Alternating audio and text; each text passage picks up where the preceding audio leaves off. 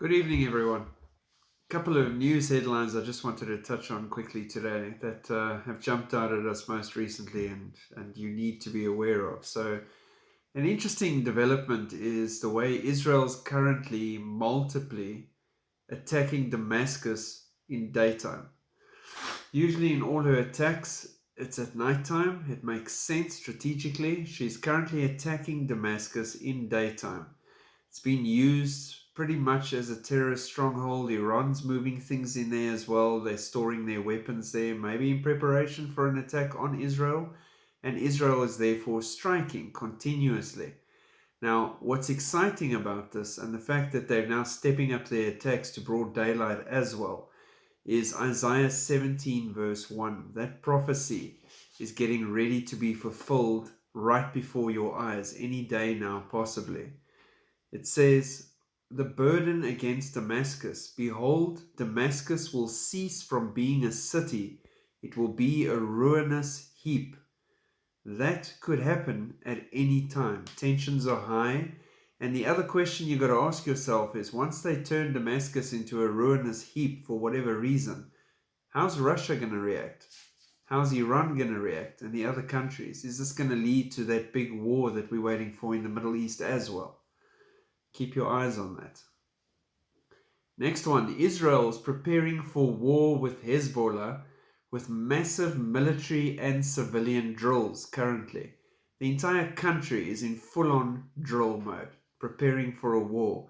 They say they're not wondering when or if, but more exactly when it's going to happen, and it's going to happen very soon.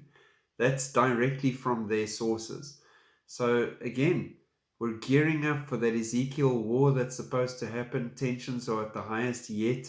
It's an interesting development that they're actually preparing the civilians as well as the military with full-scale drills.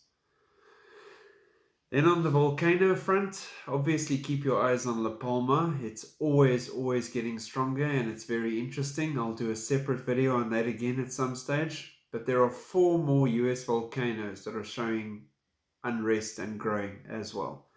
They're all active, and this entire ring of fire is busy popping off one after the other. If you go to the actual geological volcanic site, you'll be able to have a look at the world map and you'll see the whole ring of fire is lit and all the volcanoes are starting up towards America, and then obviously La Palma is a nice dead center that we're watching. COP26, interesting. Go sit and watch a few of those speeches. Sit and think about Bible prophecy and end times and what you're hearing there. Prince Charles's one was specifically interesting. Israel says they will lead the climate change process. Israel, as small as they are, want to be number one in this whole process. Does that tie in with Ladudno C 7-year agreement? Will that bring Israel's importance in with the Abraham Accords? Could this be that covenant that is strengthened with many?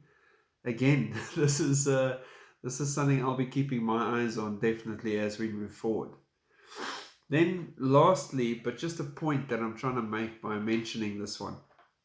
An asteroid barely missed Earth last week. No one noticed until it had passed us by.